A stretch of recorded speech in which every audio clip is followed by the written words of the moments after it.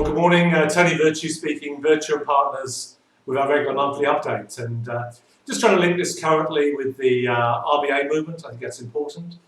RBA lifted rates yesterday, as you can see, by another 25 basis points, up to 3.6. That's the 10th month on the run. Probably more importantly, there was guidance given that this is, if not the top of the market, maybe one more rate, and that should be enough to get things done. Inflation has been a supply-based problem. It's been difficult to get people in and out of the country. Energy prices have been affected by Russia, Ukraine. China's been in lockdown, etc. there. So there have been a lot of moving parts, and ultimately lifting rates is a very blunt instrument. I can see some clients, particularly in the outer suburbs, really struggling to meet mortgage commitments. But when I'm in the city, I can still see lineups outside Chanel and whatever, and there's a lot of discretionary spending still going on. All that money is aggregated, and it's historical when calculating interest rate settings. So that ideally you want to end up with a Goldilocks situation, not too hot, not too cold, a circumstance where there is not an expectation there will be wage increases every year just to cover inflation. Once that becomes part of the system, it's very hard to unscramble that egg.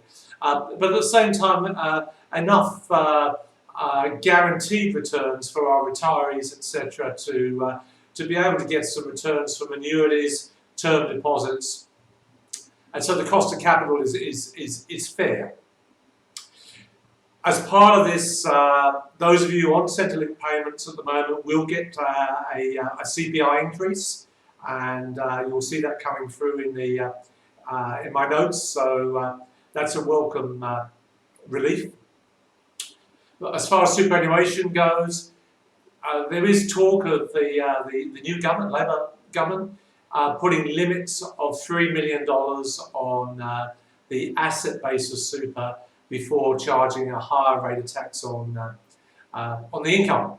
That's something that is still being debated, and you'll still be able to use franking credits and other matters to manage that down.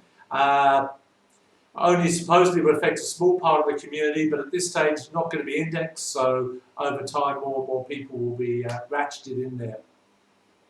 Important to understand it's a function of what your the balance of your superannuation, not what you've actually contributed. So it's kind of rewarding poor investments, if I can say that, because if you do poorly, you can put more money in. If you've done well, there'll be a higher level of tax.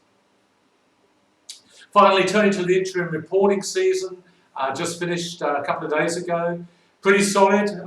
Record dividends were paid out, and ultimately that's a good news sign for the economy. And I think the way to look at this is we're coming out of a period of difficulty. China is reopening now. People are getting into Australia, so some of these supply-based constraints are improving. It is natural that interest rates have gone up. If I look to the future now, we're possibly seeing rates come down as soon as Melbourne Cup Day. So this could be just quite a relatively short-term pain. Governments understand that sucking money out of the economy, money that's going in interest payments rather than employing people, is longer term a bad thing. Governments paying a higher amount of Centrelink payments is ultimately a bad thing. We now owe nearly $1 trillion as a country to other people. That's a bad thing as far as future interest rate payments. So there'll be a lot of pressure to drop interest rates as soon as we get to a situation where clearly inflation is stabilised and dropping off there. As you'd expect, it's a busy time in the practice, and we're here to help and serve you. Do look at the website, do feel free to contact us, and we'll see you very soon. Tony Virtue, when experience pays.